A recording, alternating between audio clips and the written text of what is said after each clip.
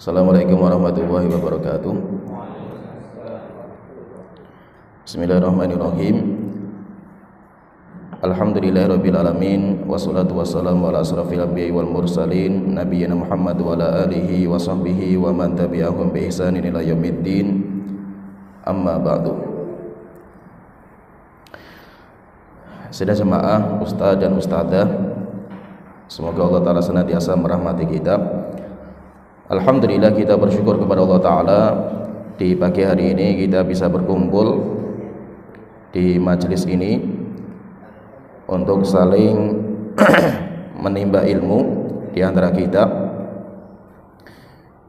karena belajar itu adalah kewajiban dan tidak mungkin kita itu berakhir untuk terus belajar. Sebagaimana Rasulullah SAW beliau bersabda, "Thalabul ilmi fardhun ala kulli muslim." Belajar itu kewajiban bagi setiap orang muslim. Sampai kapan kita belajar? Sampai kita itu masuk kuburan. Oleh karena itu Imam Ahmad itu ketika beliau kemana-mana bawanya tinta dan pena, walaupun beliau sudah tua, dan beliau itu menghafal 1 juta hadis.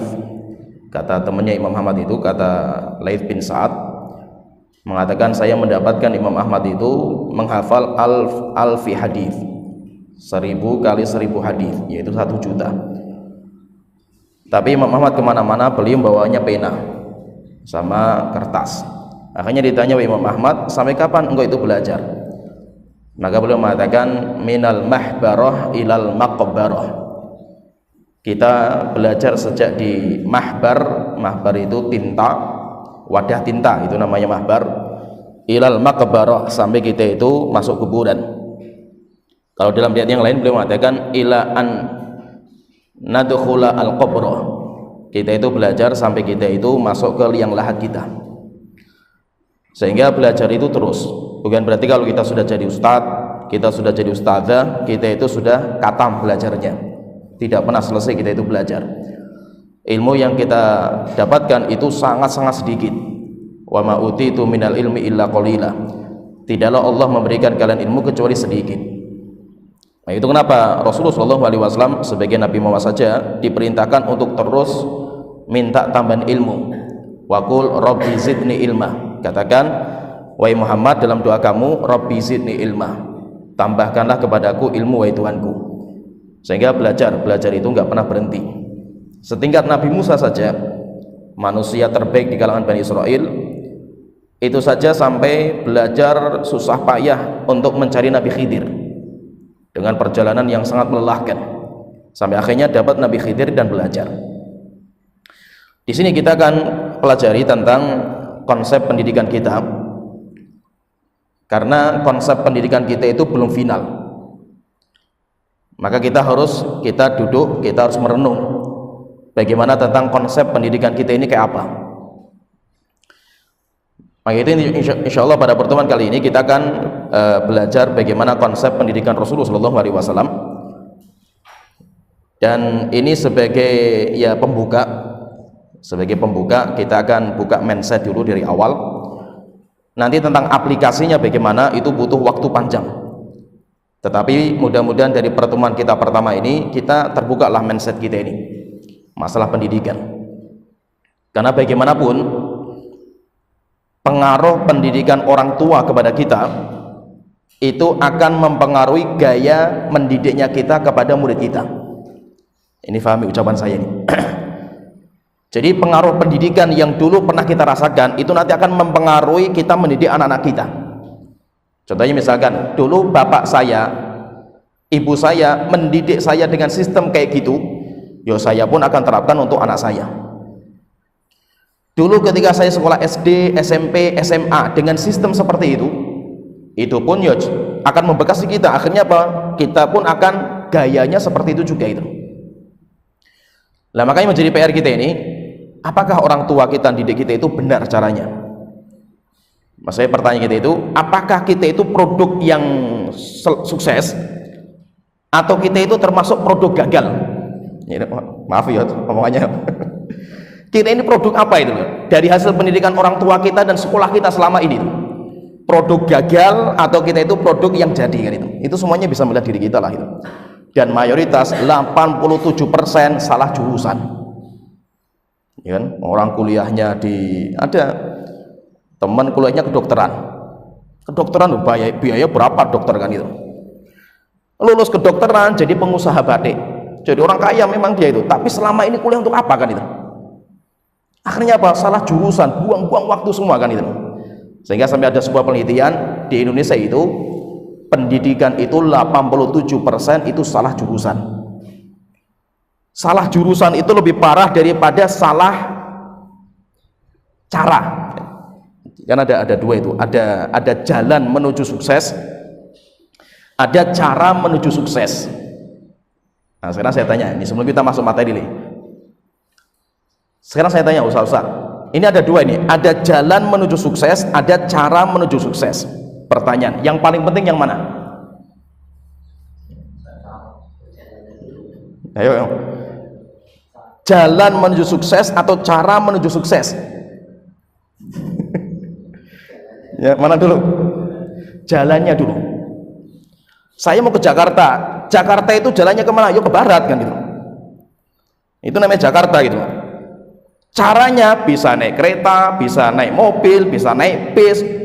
Semakin canggih caranya semakin cepat. Ya kan? Tapi kalau dia salah cara sampai, tapi mungkin nunggu berapa jam-jam lagi kan itu. Salah cara itu lebih mending daripada salah jalan. Kalau salah jalan mau ke Jakarta, Google Map-nya ke timur gitu. Wes nyasar ke timur semua itu, sampingnya Semarang, habis semua tenaga, waktu habis semua kan itu. Ya, paham tergambar ya? Saya pernah ini ceritanya dari Jember, saya itu mau ke Surabaya. Akhirnya saya itu mau berhenti di sebuah tempat lah, cari di Google Map, tak klik sajalah itu. Subhanallah itu jalannya sampai ke Malang itu. Loh kok sampai ke Malang ini itu? Malam-malam jam 1 malam saya sendiri nyopir itu. Masya Allah, keliru ngekliknya itu. Jadi saya pengennya kota A, ngekliknya itu desa A. Desa A itu di Malang itu. Dari Jember ke Malang, keliru jasa akhirnya ke Surabaya itu. Masya Allah, capeknya luar biasa itu. Salah jalan itu fatal daripada salah cara.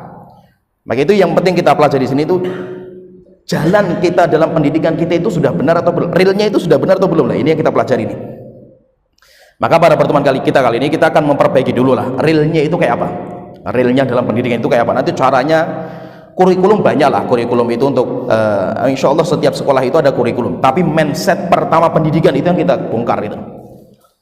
Kalau masalah kurikulum itu mudah, tapi mindset itu yang penting, dan merubah mindset itu nggak mudah. Kenapa? Karena kita sudah puluhan tahun didoktrin dengan sistem pendidikan seperti ini itu. Itu untuk membongkar mindset itu butuh waktu lama lah itu. Kita butuh merenung, kita butuh jatuh bangun dulu, kita butuh ini sampai baca kitab para ulama, kita bagaimana menelaah sampai akhirnya kita mendapatkan jalannya. Oh, jalannya pendidikan itu seperti ini. Caranya bisalah kita ngambil dari hasil penelitian ilmuwan zaman sekarang atau yang berkembang, nggak apa-apa masalah cara, tapi jalannya itu harus tepat gitu. Nah di sini kita akan pelajari itu jalannya itu. Jalan pendidikan kita itu mau kemana ini? Karena kalau sudah salah jalan, semuanya mubazir semua waktunya itu. Maka di sini kita akan belajar konsep pendidikan Rasulullah SAW, bagaimana Rasulullah SAW itu mendidik umatnya, kemudian pendidikan beliau itu terus berjalan seperti itu sampai akhirnya membuahkan hasil yang luar biasa. Kita itu kan jauh lah, zaman kita dengan zamannya Rasulullah itu jauh sekali. Sayangnya itu konsep salaf itu belum terbukukan. Kayak kita lah, kurikulum lengkap sekolah kayak kita itu kan, kalau kita menggali kita para ulama kan nggak ada. Kenapa? Karena model sekolah kita seperti ini kan baru modelnya itu. Zaman salaf kita kan nggak ada model sekolah seperti ini. Akhirnya apa? Kita harus menggali bagaimana konsep salaf yang luar biasa hasilnya itu untuk kita terapkan di sekolah kita yang modelnya model baru itu. Maka mungkin caranya nggak ada masalah beda itu, tapi yang penting konsep dasarnya itu harus sama. Ini yang kita pelajari itu konsep dasarnya itu. Sehingga minimal itu kalaupun kita itu nggak secepat hasilnya seperti ulama-ulama salaf kita, minimal itu kita berhasil lah gitu, walaupun masih nunggu waktu lama gitu, daripada salah jurusan malah mubazir semua gitu. Ini ada materi yang saya susun secara ringkas, ini saya susun tadi malam, ini ringkas sekali itu. Saya nulis ini nggak ada 1 jam ini saya tulis ini, jadi tulisannya masih berantakan itu, masih berantakan, tapi nggak apa-apa lah. Tapi ini cuma ya PowerPoint aja untuk apa yang saya sampaikan supaya tidak kemana-mana. Karena biasanya itu saya itu kalau sudah megang mic itu nggak tahu kemana-mana penjelasan, sana itu nggak jelas itu. Makanya saya tulis itu biar pembahasannya runut, targetnya selesai lah. Pertemuan itu pembahasan kita ini selesai. Nanti di anu ya Ustaz dong. Iya. Ya, kita masuk poin pertama di halaman pertama. Poin pertama, pendidikan Rasulullah adalah pendidikan terbaik yang menghasilkan lulusan-lulusan dari manusia terbaik. Karena Rasulullah SAW dididik oleh Allah Ta'ala langsung sejak kecil sampai dewasa, sampai mampu memikul berat tanggung jawab dakwah. Jadi kita yakin, kita sebagai seorang muslim, intinya bahwa kita itu semuanya sepakat pendidikan terbaik itu adalah pendidikan Rasulullah SAW. Sepakat, nggak ada kata yang lain. Ini kita sepakat. Nanti yang menjadi perbedaan itu bagaimana pendidikannya Rasulullah itu kayak apa gitu. Nah, itu nantinya mungkin gayanya orang itu beda-beda sesuai dengan tingkatan intelektual mereka mencari bagaimana sistem Rasulullah itu mendidik. Tapi kita sepakat bahwa pendidikan Rasulullah itu terbaik. Dari mana kita tahu kalau Rasulullah itu pendidikannya terbaik? Lihat saja kualitas murid-murid beliau. Semua nabi dan rasul saja itu, Nabi Musa, Nabi Isa, semua murid-muridnya kalah semuanya dengan muridnya Nabi Muhammad SAW. Sehingga sampai kehebatan muridnya Rasulullah itu, para sahabat itu, sampai Allah sebutkan dalam kitab Taurat dan Injil. Taurat dan Injil saja itu disebutkan. Dzalika mathaluhum fit Taurati wa mathaluhum fil Injil. Itulah perumpamaan kehebatan para sahabat yang dididik sama Rasulullah yang disebutkan dalam kitab Taurat dan Injil. Hebatnya muridnya Rasulullah itu, para sahabat itu, tunduk patuhnya kepada Rasulullah luar biasa. Dan itu nggak dimiliki sama muridnya Nabi Isa, Hawariyun, dan murid setianya Nabi Musa. Pernah suatu ketika cerita, ketika Rasulullah itu mau perang Uhud, akhirnya Rasulullah bingung karena mayoritas para sahabat menghendaki kita keluar ke Uhud. Rasulullah pengennya jangan keluar, kita di sini saja di Madinah, kita tunggu orang kafir datang, kita habisi gitu loh. Mayoritas para sahabat nggak, ya Rasulullah kita keluar karena kita perang Badar nggak ikut. Rasulullah bimbangnya itu apa? Karena Rasulullah itu punya kesepakatan dengan orang Ansor. Kesepakatannya itu orang Ansor, orang Medina hanya menjaga para Rasulullah dan orang Muhajirin di dalam Medina. Kalau sudah di luar area Medina nggak ada kesepakatan. Itu yang membuat Rasulullah itu bingung bagaimana nanti sikap kaum muslimin yang di Medina dengan peperangan ini. Akhirnya Rasulullah kumpulkan semua para sahabat, bicara masalah jihad. Kemudian Rasulullah tanya, siapa? Ayo wahai para sahabatku, tolong asyiru alayya, tolong keluarkan pendapat kalian. Akhirnya Abu Bakar berdiri, Rasulullah mengatakan duduk. Umar berdiri, duduk. Ini berdiri, duduk. Kenapa? Rasulullah itu inginkan bagaimana pendapatnya orang-orang Ansor. Akhirnya salah seorang tokoh Ansor tahu, kemudian berdiri, ya Rasulullah, apakah benar masa itu yang engkau inginkan itu kami gitu loh, orang-orang Ansor? Maka Rasulullah mengatakan, ajal, benar. Kita minta pendapat kalian kayak apa dengan peperangan ini. Akhirnya kata sahabat ini, ya Rasulullah, kami itu bukan kayak pengikutnya Nabi Musa yang ketika diperintahkan untuk berperang kemudian mereka mengatakan idhab anta wa rabbuka faqatila, wahai Musa, sudah kamu sama Tuhanmu pergi saja gitu. Inna hahuna qaidun, kami di sini duduk saja, nanti kalau kamu sudah menang kita ikuti gitu. Kita nggak katakan seperti itu ya Rasulullah, kita katakan idhab anta wa rabbuka faqatila, wahai Rasulullah, pergilah engkau bersama Tuhanmu kemana saja engkau pengen berjihad. Inna ma'akuma muqatilun, kami akan bersama engkau berperang kemana saja engkau berada. Ini menunjukkan apa? Hasil didikan Rasulullah itu luar biasa. Ya, maka kita fahami bahwa sistem pendidikan terbaik ya Rasulullah SAW. Dan kenapa kok sistemnya Rasul itu yang terbaik? Karena Allah sendiri yang mempersiapkan.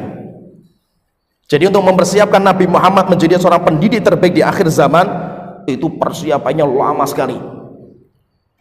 Sampai kata Abdullah bin Mas'ud itu mengatakan, innallaha nadhara ila qulubil ibad. Allah mengecek semua hati manusia, dicek semua, dicari siapa yang paling bersih hatinya, didapatkan hati Nabi Muhammad yang paling bersih. Akhirnya diambil, dipersiapkan untuk menjadi nabi terbaik. Setelah itu Allah cari lagi hati siapa yang lebih suci lagi. Setelah itu didapatkan hatinya para sahabat, dipilih mereka semuanya untuk menyertai dakwahnya Nabi itu. Sehingga prosesnya itu sudah lama sekali itu. Maka kalau kita perhatikan perjalanan hidup Rasulullah itu semuanya penggemblengan, semuanya itu tarbiyah semuanya. Contohnya Rasulullah lahir dalam kondisi bapak beliau sudah nggak ada. Itu kan penyiapan bagaimana penggemblengan jiwa Rasulullah itu. Setelah itu akhirnya Rasulullah diasuh sama Halimah Sa'diyah, dibawa pergi ke tempat yang jauh sampai 4 tahun di sana. 4 tahun di sana dibedah dadanya. Setelah itu dipulangkan kepada ibunya. Sama ibunya diajak berjalan ke Madinah. Pulang dari Madinah ibunya meninggal di tengah jalan. Umur 6 tahun, nggak punya bapak, nggak punya ibu. Setelah itu dirawat sama kakeknya Abdul Muttalib. Umur 8 tahun kakeknya meninggal dunia. Diasuh sama pamannya sekandung, paman kandung yaitu Abu Thalib. Umur 8 tahun, Abu Thalib orang miskin. Nabi Muhammad 8 tahun sudah mulai bekerja mengembala kambing, sehingga Rasulullah tidak pernah merepotkan pamannya. Sehingga bahwa beliau biasa menggembala kambing, kambingnya orang, kemudian belum dapat upah. Sampai akhirnya umur 13 tahun itu mulai bekerja, Rasulullah berdagang. Terus sampai akhirnya kembali nggak jadi berdagang. Setelah itu ketemu sama Khadijah, berdagang sama Khadijah. Umur 25 tahun Rasulullah sudah menikah dengan uang pribadinya. Ini nggak main-main tuh, luar biasa itu. Sampai akhirnya Rasul punya anak, kemudian umur 35 tahun kejadian besar, banjir bandang menimpa Mekah, roboh bangunan Ka'bah. Setelah itu mulai dibangun, orang ribut bagaimana memasukkan Hajar Aswad.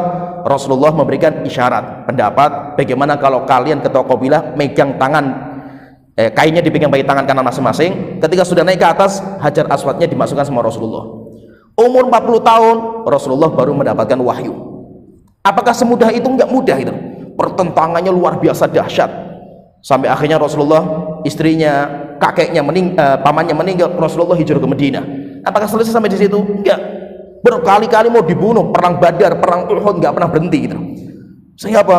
Didikan Allah kepada Nabi Muhammad itu enggak main-main. Sehingga apa? Untuk mempersiapkan generasi yang handal itu, prosesnya itu lama sekali. Prosesnya itu lama sekali, dan itu Allah sampai sabar. Coba kalau kita lihat Al-Quran itu ya, di dalam surat Al-Qiyamah itu kan disebutkan dalam surat Al-Qiyamah itu kan Rasulullah itu sampai terkadang nggak sabar gitu ketika belajar Al-Quran. La tuharrik bihi, gimana aja? Lisanaka bihi litu'jila bihi, ya, litajila bihi. Wahai Muhammad, kamu jangan tergesa-gesa gitu. Nabi Muhammad itu pengennya apa? Diturunkan Al-Quran langsung bisa baca gitu. Al-Quran itu walaupun bahasa Arab, cara bacanya beda. Ada namanya ahkamu tajwid. Ahkamu tajwid itu cuma di Al-Quran. Ya Ustaz, kalau kita baca kitab itu kan nggak ada namanya hukum tajwid kan itu. Ja'a Muhammadun fadhahaba, nggak ada Ja'a Muhammadun fadhahaba, nggak ada gitu. Adanya di mana itu? Di Al-Quran. Sehingga Rasulullah perlu belajar bagaimana membaca Al-Quran kan itu.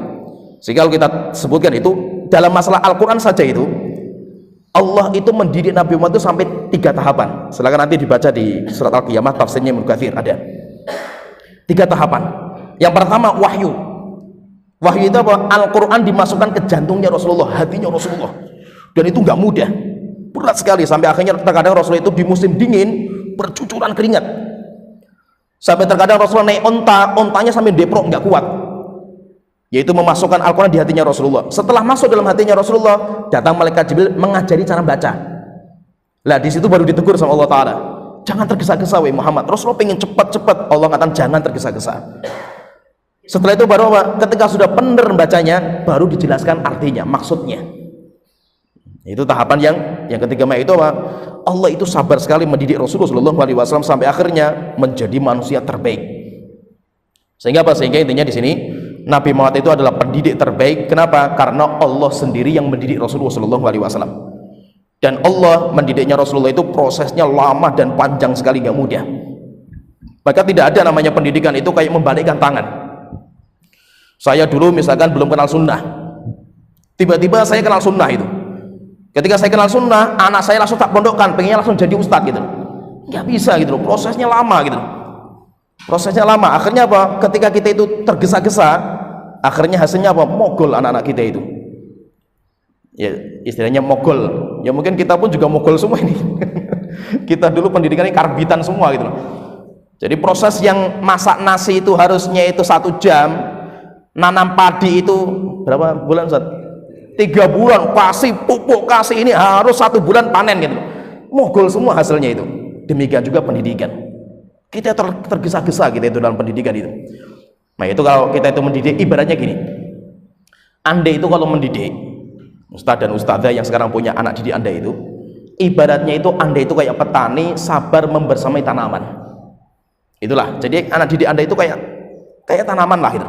Sabar, kita membersamai dia sesuai dengan prosesnya masing-masing. Itu namanya pendidikan. Kalau kita tergesa-gesa, maka akhirnya hancur semua nanti hasilnya itu. Kemudian yang selanjutnya, di antara hasil didikan Rasulullah ini sebenarnya mukadimah mau kita cepatkan. Yang pertama, Rasulullah itu bisa merubah tatanan masyarakat yang dahulu berada di bobroknya jahiliyah menuju kepada cahaya Islam. Insya Allah pahamlah ini. Kemudian yang kedua, lahir manusia-manusia terbaik dari jasad mereka, terbaik yang jasad mereka tinggal di dunia namun hatinya di langit. Ini luar biasa, dan ini yang paling susah. Ini pendidikan ini yang luar biasa itu. Gimana anak-anak zaman Rasulullah itu cintanya sama surga luar biasa, padahal mereka masih anak-anak itu, dan mereka siap mengorbankan apa saja demi akhirat mereka. Itu pendidikan yang gak mudah itu. Sampai ada cerita dalam hadis yang sahih, ada namanya seorang anak muda, 2 anak muda, namanya Mu'ad dan Mu'awwidh. Insya Allah terkenal lah itu. Dia ketika perang Badar, maka dia itu ngapit, 2 orang ini ngapit Abdurrahman bin Auf. Akhirnya mereka mengatakan, wahai paman, tolong tunjukkan kepada saya mana namanya Abu Jahal gitu. Akhirnya, loh ngapain kamu nggak sama Abu Jahal itu? Ya kan? Maka beliau mengatakan, telah sampai kabar kepada saya kalau Abu Jahal itu sukanya mencaci maki Rasulullah ketika di Mekah. Saya tidak akan terima, dan saya nanti akan berjumpa dengan dia, Abu Jahal itu. Kalau kita berjumpa dengan Abu Jahal, tidak ada kecuali 1 dari 2 pilihan, saya yang mati, dia yang mati. Coba yang itu, anak muda loh itu. Akhirnya ditujukan ini. Nah, kalau pengen tahu Abu Jahal itu yang mengatur pemimpin pasukan itu Abu Jahal. Oh ya. Akhirnya ketika sudah berkecamuk perang, 2 orang ini kayak burung elang merekam Abu Jahal. Sampai akhirnya Abu Jahal jatuh kemudian mati di tangannya 2 orang ini. Setelah itu 2 orang ini pulang, ya Rasulullah, sudah saya tunaikan janji saya. Akhirnya tanya, mana pedang kalian, buktinya ini darahnya Abu Jahal ya Rasulullah itu. Akhirnya Rasulullah mengatakan, "Kilakuma qad qatalahu." Kalian berdua yang membunuhnya, berarti benar. Setelah itu nanti datang Abdullah bin Mas'ud, waktu itu rupanya belum mati total Abu Jahal itu. Setelah itu diinjak kepalanya sama Abdullah bin Mas'ud, tebas lehernya. Kepalanya dibawa sama Abdullah bin Mas'ud kepada Rasulullah SAW. Siapa itu? Anak muda. Kita melahirkan anak-anak yang seperti ini, luar biasa. Kita lihat seperti Abdullah bin Ubay bin Salul, anaknya gembong munafik. Gembong munafik namanya Abdullah bin Salul. Dia ketika perang Hunain di tengah jalan mau pulang itu kan kumpul orang-orang munafik, kemudian mengatakan la irraja'na ilal Madinah la yukhrijannal a'azzu minhal adzal. Yang ngomong Abdullah ini bin Ubay bin Salul. Ucapannya sampai kepada putranya. Marah putranya itu sampai akhirnya dijegat bapaknya, pedang taruh di lehernya. Kemudian mengatakan, ya bapakku, engkau yang paling hina dan Rasulullah adalah orang yang paling mulia. Jika Rasulullah mengizinkan saya tebas leher kamu, saya tebas sekarang itu. Jadi kita luar biasa, kita mendapatkan orang-orang seperti ini itu, masya Allah itu, anak-anak muda, anak-anak kecil itu. Sampai kalau lihat perang Uhud, silakan nanti baca biografi orang Uhud itu. Kan perang Uhud itu ketika pendaftaran perang, yang diterima sama Rasulullah itu yang sudah balik, umurnya 15 tahun. Akhirnya para sahabat yang anak-anak itu, supaya diterima perang, dia itu jinjit di hadapan Rasulullah itu. Tunjukkan saya itu, saya itu. Ditanya, berapa umur kamu? Masih 13 tahun ya Rasulullah. Pulang. Ketika pulang, anak-anak ini nangis sampai 3 hari, mereka itu nggak diem. Termasuk sebab Zaid bin Thabit. Zaid bin Thabit itu sampai nggak pernah diem nangisnya itu. Kenapa? Nggak bisa membela Islam dalam peperangan gitu. Sampai akhirnya saking kasihan ibunya itu, dibawalah Zaid bin Thabit sama ibunya kepada Rasulullah, mengatakan, ya Rasulullah, jika memang anak saya itu nggak bisa membela Islam dalam peperangan ini, tolong manfaatkan dia dalam bidang yang lain. Akhirnya ditanya, ini hebatnya di mana itu? Kata ibunya, Rasulullah, ini putra saya itu senangnya bahasa. Akhirnya dites sama Rasulullah, bahasanya itu bagus dia itu. Akhirnya Rasulullah bertanya, kamu sudah belajar bahasa Arab yang dalam-dalam nggak itu? Belum, belajar sana ke orang-orang pedalaman. Dalam kurun waktu 14 hari selesai semua bahasa Arab pedalaman. Setelah itu pulang, mengatakan, ya Rasulullah, sudah saya selesaikan. Rasulullah tanya, kamu sudah belajar bahasa Yahudi atau belum? Saya takut kalau tidak ada yang belajar bahasa Yahudi, mereka nanti akan merubah agama kita. Akhirnya dia berangkat 17 hari, selesai semua bahasa Yahudi. Maka kenapa zamannya Abu Bakar, dia yang dijadikan pemimpin untuk menjamakkan Al-Quran, mengumpulkan Al-Quran. Sehingga dikenal dengan Zaid bin Thabit. Bukan karena ahli Qurannya, bukan. Karena ahli bahasa.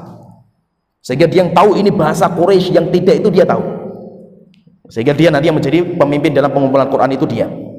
Intinya pendidikan Rasulullah itu bisa melahirkan anak-anak didik yang luar biasa, bis.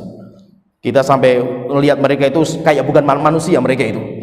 Bagaimana pendidikan seperti itu? Nah, itulah pendidikan Rasulullah itu. Kemudian ketiga, dalam kurun waktu yang pendek bisa menaklukkan dua kekuatan superpower, yaitu Romawi, Persia. Kekuatan Arab sudah jatuh sejak Rasulullah, akhirnya Ka'bah ditaklukkan. Setelah itu apa? Nanti Persia hancur di tangannya Umar bin Khattab. Kemudian Romawi dipukul mundur sama Umar bin Khattab, sampai akhirnya Masjidil Aqsa bisa jatuh di tangan kaum muslimin dalam kurun waktu yang sangat cepat. Itu nggak mudah itu. Dua kekuatan superpower pun bisa hancur. Kemudian poin berikutnya, maka tidak akan baik Islam di akhir zaman kecuali dengan kembali kepada apa yang telah menjayakan generasi awal. Kita sekarang ini kan pendidikan kita namakan pendidikan Islam kan itu. Islam. Kita perlu pahami bahwasanya pendidikan Islam kita ini nggak akan baik, nggak akan benar, nggak akan sukses kalau kita nggak kembali kepada bagaimana pendidikan awal, yaitu pendidikan para sahabat itu kayak apa. Maka kewajiban kita itu apa? Bagaimana kita kembali kepada pendidikan awal. Lah, pendidikan awal itu terus gimana caranya itu? Yuk kita menggali kitab-kitab para ulama, karena berserakan. Jadi sistem pendidikan salaf itu kayak ibaratnya itu permata yang berserakan di samudra. Kita harus menyelam sampai ke dalam itu, dalam-dalamnya untuk mencari permata-permata itu. Ada yang keluar dia nggak bawa permata, ada yang bawa 1, ada yang bawa 2, ada yang bawa 10. Akhirnya apa? Nanti ketika diterapkan di pendidikan, ada yang sesuai dengan konsep salaf dalam 1%-nya, ada yang sampai 5% sesuai dengan kemampuan intelektual dia. Sehingga nanti setiap orang itu nanti akan mendekat ke sana, tapi hasilnya berapa persen? Tinggal kemampuan kita menggali konsep salaf dan kita terapkan di masyarakat. Selanjutnya ada sebuah riwayat, ini sebagai penguat apa yang saya sebutkan tadi, bahwa akhir kondisi Islam itu nggak akan jaya kecuali dengan apa yang bisa menjayakan di awalnya. Ini masih bahasa Arab, belum saya terjemahkan. Dari Abdullah bin Amr radhiyallahu anhu berkata, Rasulullah sallallahu alaihi wasallam bersabda, innahu lam yakun nabiyyun qabli illa kana haqqan alaihi ayyadulla ummatahu ala ma ya'lamuhu khairan lahum wa yunzirahum ma ya'lamuhu syarrun lahum. Tidak ada seorang nabi yang diutus sebelumku kecuali wajib bagi nabi itu untuk menjelaskan kepada umatnya apa yang diketahui dari kebaikan dan memberikan peringatan kepada mereka apa yang dia ketahui dari kejelekan. Wajib. Kemudian setelah itu Rasulullah di sini intinya, wa inna ummatakum hadhihi, dan umat ini yaitu umat Islam itu, ju'ilat afiyatuha fi awwaliha, dijadikan kebaikannya itu di awalnya, yaitu di awalnya itu apa? Generasi pertama para sahabat itu yang terbaik. Wa inna akhirahum yusibuhum bala'un wa umurun tunkirunaha, sedangkan generasi-generasi yang akhir akan ditimpa malapetaka, akan ditimpa fitnah, akan ditimpa bala. Bagaimana caranya itu? Caranya kita kembalikan kepada generasi yang awal. Tidak bisa kita itu otodidak, nggak bisa. Untuk sampai kepada keberhasilan itu nggak bisa kecuali kita kembali ke zaman salaf. Selanjutnya Ustaz, lanjut lagi kita. Imam Malik bin Anas rahimahullah taala beliau mengatakan, sebenarnya beliau ngambil dari ucapan gurunya Rabi'ah, dari gurunya, yaitu Imam Malik mengatakan, la yusliha akhiru hadhil ummati illa bima lan yasluha akhiru hadhil ummati illa bima saluha bihi awwaluha. Tidaklah baik akhir umat ini kecuali dengan apa-apa yang telah membuat baik di awalnya. Nah, jadi intinya berarti kita itu dalam pendidikan, walaupun kita zaman modern seperti inilah itu, tetap kita itu harus kembali kepada real yang telah digariskan sama ulama-ulama salaf kita. Jadi mukadimah itu saya ingin menekankan itu. Pertanyaan misalkan, boleh nggak kita itu ngambil konsep-konsep barat? Boleh, sebagai penguat, tapi bukan sebagai dasar dalam real pendidikan. Paham ya saya usahakan ya? Bisa nggak kita itu mengambil penelitian orang-orang ilmuwan? Bisa, dan bagus penelitian mereka itu, tapi jangan itu menjadi pondasi awal pendidikan kita. Itu kayak sebagai ya mempercantik sajalah itu. Tapi kita punya real dalam pendidikan kita itu apa? Kita kembali kepada metode salaf dalam mendidik. Walaupun dalam menjalankan real pendidikan salaf itu kita nanti banyak mengambil faidah-faidah dari konsep-konsep barat. Kenapa?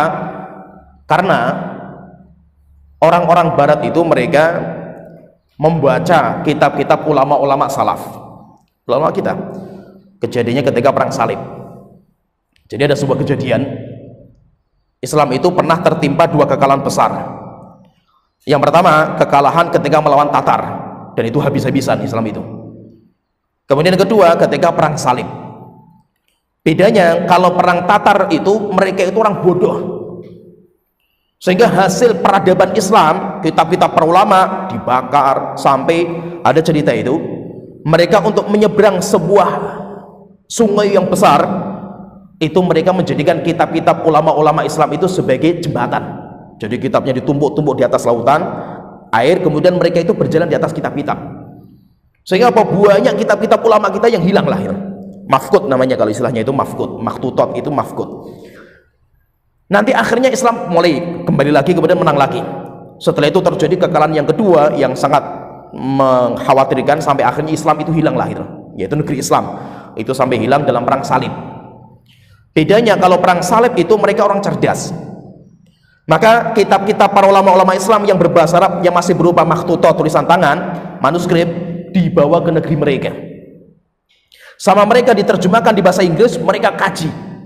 Setelah itu mereka terapkan, akhirnya teknologi mereka jaya luar biasa. Zaman dulu nggak ada namanya Eropa itu, mereka kuat dalam teknologi. Teknologi zaman dulu mereka kembalinya ke Baghdad. Jadi Baghdad itu pusat teknologi dunia zaman itu. Tapi ketika kitab-kitab para ulama dibawa ke sana, akhirnya dikembangkan sama mereka. Sampai ada sebuah kitab namanya Majmu' Fatawa, ditulis sama Syekhul Islam Ibnu Taimiyah. Itu kan yang mengumpulkan itu kan hanya jamak, kumpulan. Bukan Syekhul Islam itu ngarang sendiri namanya kitab Majmu' Fatawa, itu bukan gitu. Jadi ada seorang ulama namanya Abdullah bin Qasim, itu teman sejawatnya Syekh bin Baz. Tim Saudi Arabia itu, negara Saudi bikin sebuah tim untuk membukukan semua tulisan Syekhul Islam waktu itu. Akhirnya dibikin sebuah tim, diantaranya itu ketuanya itu. Kerjanya apa? Dia keliling ke Eropa, ke Inggris, ke Prancis, Spanyol, untuk mencari tulisan-tulisan Syekhul Islam yang tersimpan di perpustakaan mereka. Sampai didapatkanlah banyak tulisan. Akhirnya sama pemerintah Saudi pengen membeli semua tulisan itu. Mereka tidak mau, karena mereka orang cerdas. Akhirnya semua tulisan-tulisan itu diringkas sama mereka, ditulis kembali. Kemudian setelah itu dikumpulkan sebuah tulisan besar namanya Majmu' Fatawa Syekhul Islam. Sehingga nanti ada beberapa tulisan yang para ulama itu mengingkari, ini bukan Syekhul Islam. Sampai Abdullah bin Qasim itu, murid anaknya kan memang pengen membantu. Ketika membantu gak dibolehkan. Kenapa? Karena belum kokoh ilmunya. Untuk membaca kitab Syekhul Islam itu perlu sebuah dzauq, perasaan. Ini tulisan Syekhul Islam atau tidak, nggak sembarangan. Maksudnya apa? Hatta tingkatan Syekhul Islam loh, tingkat kitabnya beliau saja itu manuskripnya itu ada di Eropa. Mereka terjemahkan dengan bahasa Inggris, mereka gali, mereka uji coba, akhirnya sekarang Eropa maju. Lah mereka menakut-nakuti Islam dengan kitab-kitab itu. Kalian orientalis barat itu kayak itu. Kalian jangan baca Ibnu Taimiyah, itu Wahabi, itu sesat, ini. Mereka menggali kitabnya Syekhul Islam, mereka mempelajari, mengamalkan, tapi kaum muslimin dibuat jauh dari kitab-kitab salaf. Akhirnya apa? Kaum muslimin itu harus menjadi ekornya mereka. Nah, ini kalau kalian pengen tahu teknologi, pengen tahu ini, ambil hasil karya kita ini. Hasil karya yang mereka itu dari ulama-ulama Islam. Ya, bisa dipahami ya, tergambar ya. Maka itu boleh nggak kita itu mengambil hasil penelitian mereka? Boleh, nggak apa-apa. Apalagi negara-negara yang sekarang maju di pendidikan itu, Finlandia, seperti Jepang, itu mereka sudah mulai sadar bahwasanya konsep pendidikan selama ini sampah. Sekolah SD, SMP, SMA, kuliah itu konsep sampah semua itu. Ini maaf ya saya ucapkan ya, maaf ya. Itu konsep sampah. Kenapa? Karena konsep ini SD, SMP, SMA, kenapa kok muncul seperti itu? Itu kalau kita lihat sejarah, silakan baca di sejarah itu. Itu karena waktu itu ada pas lagi meledaknya industri di Prusia. Jadi ada dunia industri lah itu. Muncul pabrik-pabrik besar-besar waktu itu. Akhirnya pemerintah itu bikin sekolah untuk mencetak budak. Ngajari budak supaya bisa bekerja di pabrik. Gitu. Akhirnya dibikin model konsep sekolah. Aslinya itu bukan sekolah itu aslinya penitipan anak. Bapaknya kerja, anaknya taruh di penitipan. Tapi akhirnya dibikin sebuah konsep untuk nanti lulus dari sekolah itu mereka itu menjadi buruh. Berarti berarti sekolah kita itu mencetak budak. Ya, paham ya, maaf ya. Berarti kita semuanya kita itu hasil budak semua ini. Kenapa kok seperti itu? Coba kita lihat, tanya sekarang itu. Kalau anak itu lulus sekolah, apa yang mereka menjadikan angan-angan mereka itu apa itu? Saya lulus sekolah, lulus kuliah itu. Apa yang menjadi angan-angan mereka itu? Saya mau kerja kemana ya? Saya mau kerja kemana? Saya mau daftar kerjaan di mana gitu? Ya paham ya? Ini kan budak gitu loh. Maksudnya itu buruh. Sekolah kita tidak mengizinkan namanya sekolah merdeka gitu. Maksud sekolah merdeka itu apa? Saya punya potensi ini, saya mau mengembangkan potensi. Enggak boleh. Kamu pokoknya ngikuti guru ini ya ini. Sehingga di model dalam sekolah kita itu lulusannya itu outputnya harus sama, satu. Outputnya di mana? Kertas. Namanya ujian nasional, itu namanya output. Sehingga modelnya sekolah kita itu kayak sirkuit sebenarnya itu. Sirkuit binatang. Sehingga ada monyet, ada ikan, ada semua binatang itu nanti outputnya sama-sama naik sepeda. Kan kalau sirkuit kan kayak gitu, binatang pada naik sepeda gitu. Kalau tidak bisa dipecuti. Kenapa? Karena mereka punya konsep, itu konsep binatang sebenarnya itu. Konsep binatang. Bahwasanya bisa karena terbiasa. Dan terbiasa karena dipaksa. Jadi konsepnya itu. Sehingga kayak binatang lah, monyet bisa naik sepeda bisa, yang penting dibiasakan, kalau melanggar dipaksa kan itu.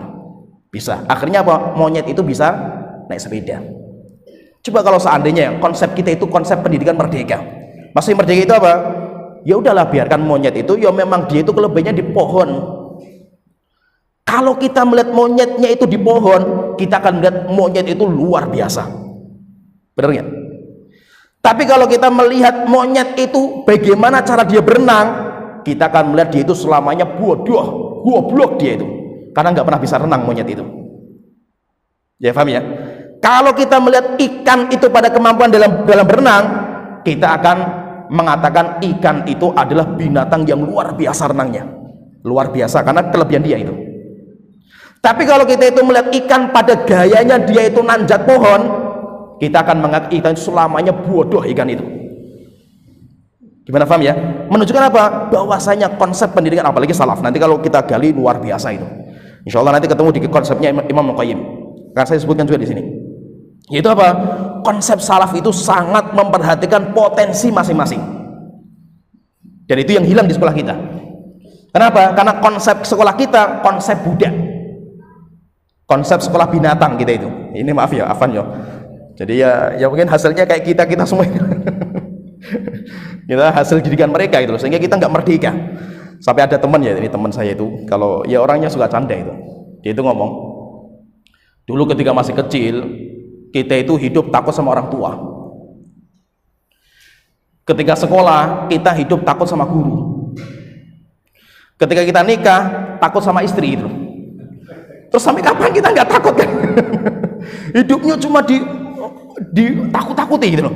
Takut-takuti gitu loh. Jadi nggak ada namanya pendidikan merdeka. Nah, kamu nilai kamu kok matematika jeblok, nggak apa-apa, wes nggak apa-apa. Yang penting kamu bahasa Indonesianya bagus nilainya, itu yang bagus. Yang penting kamu lulus matematika, nggak peduli saya itu. Yang penting kamu nikmati pendidikan itu, merdeka gitu. Beda dengan konsep kita. Orang tua ketika melihat nilai anaknya itu, pertanyaan saya tanya, ya mungkin anda juga punya anak itu. Ketika anda melihat rapotnya anak, guru misalkan atau orang tua, yang pertama kali yang dilihat itu nilai yang apa? Nilai yang paling merah, ya enggak? Oh ini yang paling merah ini matematika, hafalannya paling merah itu. Aduh, berarti kamu besok les, ada jam tambahan untuk matematika itu. Sudah dia mau muntah-muntah. Lihat guru matematika dilesi tambah pingsan dia itu. Ya tergambar ya, paham ya?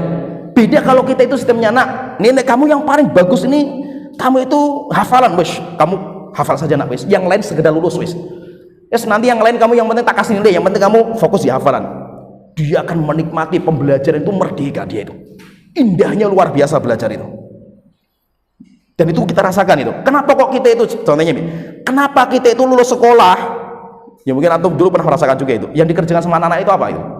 Konvoi, semprot sana, semprot sini, kayak merdeka dari penjara itu, lulus penjara, alhamdulillah kan itu. Nah kenapa seperti itu? Karena memang sekolah itu penjara yang sangat menyebalkan gitu loh. Kenapa menyebalkan? Karena kayak sirkuit. Jadi kita itu kayak orang-orang yang diikat leher kita itu loh, sama gurunya gitu loh. Sehingga apa? Semuanya harus bisa gitu loh. Gurunya saja ada 15 guru gitu loh. Ada 5 mata belajar, ada 5. Setiap guru pengen semuanya anaknya pintar semua di bidangnya gitu loh. Padahal gurunya saja bisa ngajar satu mata pelajaran kan gitu. Tapi anaknya harus bisa semua itu. Nah itu yang jadi problem itu.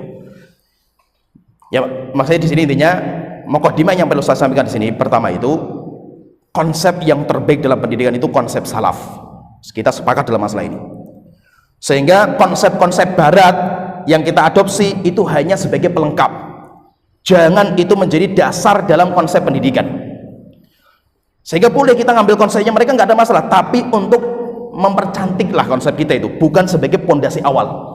Kita punya rel kereta, relnya ini milik kita, miliknya salaf. Sedangkan isinya kereta apa saja nggak apa-apa lah kita bawa dari orang-orang barat, nggak ada masalah. Ya paham ya? Maka di sini menjadi PR kita itu, apakah konsep yang sudah kita jalankan selama ini itu relnya itu konsep salaf atau barat? Ini yang kita pelajari. Nah, maka di sini kita akan sebutkan secara ringkas. Ini ringkas, ini sudah saya ringkas ini pembahasannya tentang bagaimana pilar-pilar atau poin-poin penting dalam pendidikan salaf itu kayak apa. Dan itu sebagai mindset kita. Sehingga nanti kalau pendidikan kita caranya keliru harus kita perbaiki nanti di sini. Pelan-pelan kita perbaiki. Nah, poin yang pertama, konsep salaf itu mereka belajar adab sebelum belajar ilmu. Ini konsep paling penting itu, paling vital ini. Belajar adab sebelum belajar ilmu. Insya Allah ucapan ulama banyak sekali lah. Kalau kita baca kitab-kitab tentang masalah belajar ilmu agama, thalabul ilmi, banyak sekali ucapan ulama itu. Cuma saya sebutkan satu ucapan saja, yaitu Imam Malik rahimahullah ta'ala, beliau mengatakan kepada salah seorang pemuda Quraisy, ya bena akhi, wahai anak saudaraku, ta'allamil adaba, belajarlah adab kamu, qabla an tata'allamal ilma, sebelum kamu belajar ilmu agama. Imam Ahmad itu, beliau itu punya murid 5.000. Setiap beliau menyampaikan ilmu itu, zaman tahditsnya beliau itu yang datang 5.000. Disebutkan sama Imam Ibn Muflih dalam kitab beliau, demikian juga Imam Ibn Jauzi dalam Manaqib Imam Ahmad. Beliau mengatakan muridnya Imam Ahmad itu jumlahnya 5.000. Khamsu mi'atin yaktubun. Yang 500 mereka itu duduk untuk menulis hadis yang disampaikan sama Imam Ahmad. Wal baqi, sisanya berarti saja berapa itu? 4.500. Yata'allamuna minhumul adab. Belajar duduk di majelis itu untuk belajar adab saja. Enggak boleh belajar ilmu. Sehingga yang lain cuma belajar adab.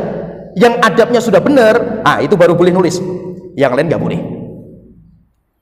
Sehingga apa? Belajarnya itu yang pertama itu adab, itu yang penting. Sebelum kita itu ngisi dengan ilmu gitu. Ibaratnya gini. Jadi adab itu seperti kita itu mempersiapkan wadah. Ini gambarannya ya, seperti ini. Ini gelas. Ini gelas ini mau saya manfaatkan untuk saya gunakan minum air. Maka yang pertama, kewajiban kita pertama itu menyiapkan wadah ini, dicuci yang bersih, kemudian di semua itu dibersihkan lah itu. Setelah itu apa? Baru diisi air putih. Akhirnya apa? Air putihnya itu nggak tercampur, terkontaminasi dengan bakteri yang di sini, dengan kotornya di sini. Setelah itu baru kita manfaatkan untuk meminum. Mengisi air itu namanya tarbiyah. Itu namanya jejali ilmu lah istilahnya itu. Sedangkan membersihkan wadah itu namanya tazkiyah, atau membersihkan adabnya anak, dirinya anak kita siapkan wadahnya itu. Bisa dipahami ya, tergambar ya? Ya. Kalau kita pendidikan langsung diisi anak itu, adabnya belum siap ini, kayak ibaratnya anak datang, ini gelasnya masih kotor sekali dengan kotoran gitu. Langsung kita isi air. Akhirnya apa? Airnya dimanfaatkan, muntah semua nanti orang itu. Demikian juga anak kita. Banyak ini kejadian, kasus di mana-mana, hampir semua PR-nya pondok pesantren ini dan sekolah-sekolah Islam. Yaitu apa? Anak didik kita itu ilmu agamanya sudah bagus-bagus, padahal mereka itu hafal Qur'annya sudah 30 juz misalkan, bahasa Arabnya sudah bagus, belajar akidah sudah bagus. Ketika keluar malah mereka itu jadi kayak nggak ada manfaatnya sama sekali, ilmunya kayak nggak masuk dalam hati mereka gitu. Itu jadi PR hampir semua tempat lah masalah ini itu. Ini masalahnya di mana ini? Masalahnya itu karena kita tergesa-gesa mengisi sebelum kita siapkan tempatnya. Maka apa? Siapkan dulu wadahnya itu. Wadahnya disiapkan dengan cara apa? Belajar adab yang benar. Kalau sudah wadahnya siap, baru antum mau ngisi konten apa itu silahkan, anak siap untuk menerima gitu. Mau diisi konten akidah, hafalan Quran, bisa. Setelah itu dimanfaatkan luar biasa. Nah kita apa? Belajar adab itu nggak main-main. Zaman salaf itu sampai ada seorang ulama, kata Abdullah bin Mubarak, saya belajar adab 30 tahun. Setelah itu baru belajar ilmu 20 tahun saya itu. Berarti menunjukkan apa? Nggak main-main mereka itu belajar adab. Sampai kalau ada penuntut ilmu, adabnya masalah, diusir mereka itu. Sampai ada seorang ulama mengatakan, antum ila qalilin minal adab. Kalian itu belajar sedikit adab, lebih kalian butuhkan daripada belajar banyak ilmu. Sampai ada Imam Ahmad pernah marah juga itu sama murid-muridnya ketika malam hari disiapkan air untuk berwudu salat malam, dicek sama Imam Ahmad subuhnya airnya masih seperti semula, berarti mereka nggak pada salat malam. Dimarahi sama Imam Ahmad. Mahadal adab, ini adab apa bagi penuntut ilmu seperti ini kan itu. Sehingga adab itu penting sekali. Maka itu belajar itu yang pertama harus kita perbaiki itu adab. Kemudian lanjutkan Ustaz, nanti baru tak jelaskan nanti masih adab itu. Tugas Nabi dan Rasul adalah tazkiyah dan tarbiyah, atau kalau istilah sering kita namakan namanya tasfiyah dan tarbiyah, atau namanya takhliyah dan tahliyah. Ini istilah sama semua lah itu. Jadi ada namanya tazkiyah tarbiyah atau tasfiyah tarbiyah, sama lah itu nama-nama seperti itu, tapi konsepnya penting. Coba kalau kita lihat ada beberapa ayat nanti bicara masalah ini, semuanya membicarakan bagaimana ketika Nabi dan Rasul itu diutus oleh Allah Ta'ala, tugasnya mereka apa sih gitu. Maka Allah Ta'ala berfirman di sini, laqad mannallahu 'alal mu'minina idz ba'atsa fihim rasulan min anfusihim. Sungguh Allah telah memberikan karunia kepada orang yang beriman ketika Allah mengutus kepada mereka seorang rasul min anfusihim, dari diri mereka sendiri, yatlu 'alaihim ayatihi, membacakan kepada mereka ayat-ayatnya, wa yuzakihim, dan membersihkan jiwa mereka, wa yu'allimuhumul kitaba wal hikmata, kemudian mengajarkan kepada mereka Al-Quran dan Sunnah, wa in kanu min qablu lafi dhalalim mubin, sebelum diutusnya Rasul mereka berada pada kesesatan yang nyata. Nah coba perhatian Ustaz ini, Ustaz dan Ustazah, Nabi dan Rasul itu ketika diutus, di antara tugas mereka itu wa yuzakihim, yang pertama membersihkan jiwa mereka, wa yu'allimuhumul kitaba wal hikmata, yang kedua, dan mereka itu mengajarkan kepada mereka ayat-ayat Allah dan hikmah. Berarti apa tartibnya itu? Tazkiyah baru tarbiyah. Ini pahami? Tazkiyah kemudian baru tarbiyah. Kata Syekh Ibrahim Ar-Ruhaili, bagus sekali ucapan beliau itu, Masya Allah itu. Beliau mengatakan ilmu itu seharusnya menjadi nur. Jangan sampai ilmu itu menjadi nar. Apa bedanya nur dan nar itu, Ustaz? Kalau nur apa? Cahaya. Hendaknya ilmu itu menjadi cahaya penerang kehidupan anaknya yang belajar. Jangan menjadi nar, api yang akan membakar diri dia nanti di neraka jahanam. Dan ilmu itu bisa seperti itu dua-duanya. Kata beliau, kata Syekh Ibrahim Ar-Ruhaili itu, ilmu jika ditaruh di wadah yang kotor, maka nanti akan menjadi nar yang akan membakar diri dia. Sedangkan ilmu yang ditaruh di tempat wadah yang benar, maka nanti akan menjadi nur yang akan menerangi kehidupan dia. Sehingga kenapa kok adab yang diperhatikan dulu itu? Karena supaya ilmu itu tidak menjadi hujah bagi anak itu nanti di hari kiamat gitu. Sehingga benar-benar ilmu itu masuk dalam hatinya, bisa memperbaiki dirinya dan dia bisa mengamalkan. Maka harus dibersihkan dulu, jiwanya itu dibersihkan. Berarti Fahmi di sini berarti apa? Belajar adab sebelum belajar ilmu. Sekarang adab itu apa? Nah, kita jelaskan sedikit. Di sini nggak ada. Adab itu apa? Nanti para ulama berbeda pendapat tentang arti adab dan akhlak. Kan kita sering mendapatkan kalimat itu, akhlak dan adab. Kalau akhlak itu kan mufradnya kan khuluq. Khuluq dan adab. Kalau adab namanya adab. Apa bedanya antara adab dan akhlak itu? Wallahu alam, setelah saya pelajari di sini itu, saya mendapatkan sebuah ucapan ulama yang saya lihat Masya Allah baguslah. Jadi adab dan akhlak itu kalimatani idza ijtama'ata ikhtalafata. Nanti masuk dalam kaidah dua kalimat, kalau digabungkan jadi satu, antara adab dan akhlak digabungkan penyebutannya artinya beda. Tapi kalau disebutkan adab saja, maka itu mencakup adab dan akhlak. Kalau disebutkan akhlak saja, maka adab dan akhlak. Jadi masuk dua-duanya. Kayak Islam dan iman, fakir dan miskin, itu sama. Nah, jadi adab dan akhlak itu kalau disebutkan berbarengan artinya malah beda. Bedanya itu apa? Kalau akhlak itu bicara masalah hati, isi dalam. Itu bicara masalah karakter biasa itu. Sajiyah, bicara masalah karakter, pribadi, kepribadian Anda. Sedangkan adab bicaranya tentang pengeluarannya isi ini. Sehingga nanti ada makan, ada adab sama orang tua, ada adab sama teman, itu namanya adab. Sedangkan akhlak itu kayak jibiliyah itu karakter yang menempel dalam diri kita itu namanya adab, itu namanya akhlak. Sehingga terkadang itu dinamakan bukan akhlak, bukan khuluq, tapi jabal. Seperti ada seorang sahabat, Rasulullah mengatakan inna fika khoslataini, dalam diri kamu itu ada dua karakter yang sangat indah. Al-hilmu, yaitu hilmu itu bijaksana. Kemudian al-anah, itu nggak tergesa-gesa gitu. Akhirnya Rasulullah ditanya, ya Rasulullah, apakah saya itu dapat itu karena saya mengusahakan, atau karakter itu ada karena Allah yang memberikan? Maka Rasulullah mengatakan bal jabalahu ma'alika, tapi Allah yang menjabal, yaitu Allah yang memberikan kepada kamu karakter itu. Begitu nanti akhlak itu nanti ada dua, ada namanya akhlak yang fitriyah, fitriyah itu bawaan sejak kecil. Kemudian yang kedua ada akhlak yang muktasabah itu perlu diwujudkan. Intinya ada sebuah pembahasan di dalam agama kita itu menjadi kepribadian seorang muslim. Sebelum anak itu tahu tahu ilmunya itu, dia sudah punya kepribadian. Dia itu dibangun. Itu namanya adab. Contohnya misalkan saya contohkan ya. Beberapa adab dalam Islam. Islam itu menganjurkan apa? Namanya adab Islam itu jujur.